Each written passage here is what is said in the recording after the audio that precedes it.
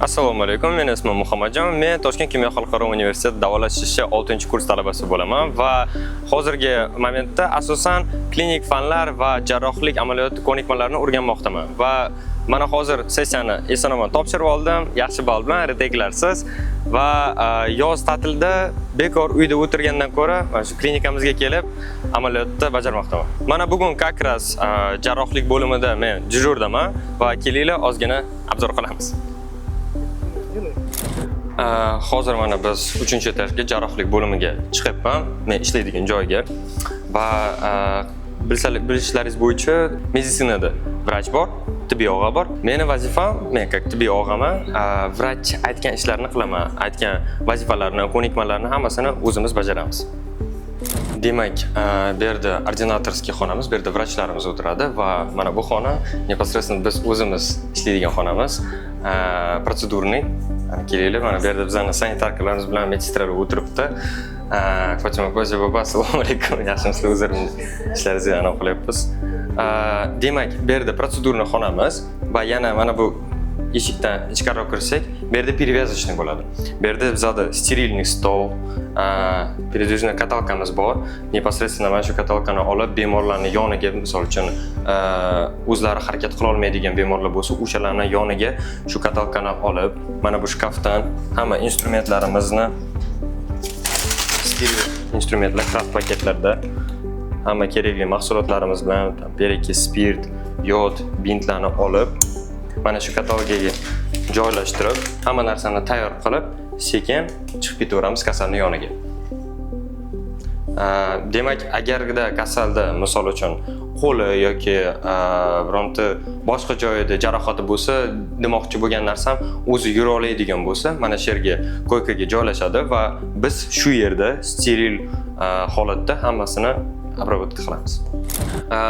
Hozirgi paytda men o'zi mana 1-kursdan beri jarrohlik amaliyotlarida qatnashib boryapman. Birinchi tajribam u 1-gorbanitsada bo'lgan, keyin уже kattaroq kurs bo'lganimdan keyin mana o'zimiz universitetimizga kirib va operatsiyonimizda neyroxirurgicheskiy operatsiyalarda qatnashuvdim va hozirgi momentda eng qiziqarli soha shu bo'lyapti. Lekin shunga qaramasdan mana biz olimpiadalarda, studentskiy olimpiadalarda qatnashamiz. Men abdominalniy xirurgiyadan главный operatorman va основной qila oladigan, уже bajargan operatsiyalarim bu abdominalniy xirurgiya sohasi. Shuning uchun hali birgacha o'zim tanlaganim yo'q. Shu yo neyroxirurgiya yo abdominalniy xirurgiya turibdi. Bizda peresmenka soat 8 da shunday bo'ladi. Mana medstramizdan smenni qabul qilib olaman va o'zim har bitta bemor yoniga bitta palataga kirib, davleniya, temperaturasini, o'zini holatini hammasini so'rab chiqishimiz kerak. Va hayron bo'lmanglar, qo'limda instrument ushlab olganimga bu har bitta student, jarroh bo'lmoqchi bo'lgan student qo'lida mana shunaqa narsa bo'ladi. U o'zi uchun mana shuni praktik qilib, palmarniy texnika deyiladi. Qo'lida mana shuni aylantirib, sekin-sekin o'rganib boradi. Чтобы operatsiyonda уже tayyor bo'lish uchun. Можно? Я, медбрат, на ночную смене, извините, что свет так резко включил. Просто хотел предупредить, что я смену принимаю, ночью капельницы, ваши перевязки, все сам буду делать. Все хорошо у вас? Нормально, ничего не беспокоит, боли? Окей, все хорошо. Спасибо. Давайте. Demak, mana shunday qilib har bitta kasalimiz yoniga kirib chiqamiz va sal keyinroq уже patsientlar o'zini noto'g'ri his qilmasligi uchun hozir ko'rsatmadik. O'zi kirganimizda o'zim bilan tonometr, gradusnik olib va pulsoksimetr hamma daniylarni, показательlarni o'lchab chiqishimiz kerak.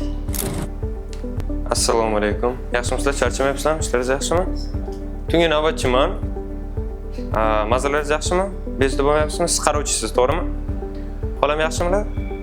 Og'riq, hech narsa bezda qilmayaptimi? Demak, mana shunday kasallarni obhoddan qilib oldik va endi menga sekin ruxsat berasizlar, chunki mana soat 8 bo'lib qoldi. Men уже ishimni boshlashim kerak. Hammaga rahmat. Ko'rishguncha.